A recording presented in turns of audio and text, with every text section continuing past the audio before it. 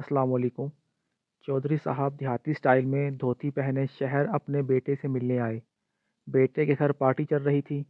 باپ کو دیہاتی لباس میں دیکھ کر بیٹا دوستوں کے سامنے شرمندہ ہو کے بولا، یہ میرے ابو کے دوست ہیں۔ چودھری صاحب غصے سے بولے، میں اس کے باپ کا نہیں، اس کی ماں کا یار ہوں۔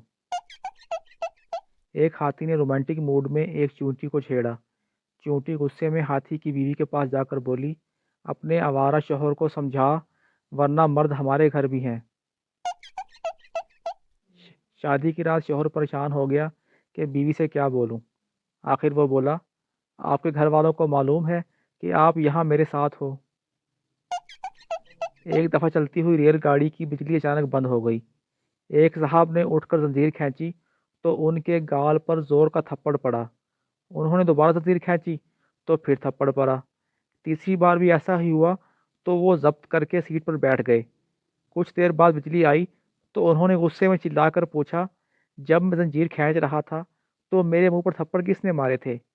اگلی سیٹ پر بیٹھی ہوئی ایک محترمہ نے جواب دیا، آپ زنجیر نہیں بلکہ میری چٹیاں کھینچ رہے تھے۔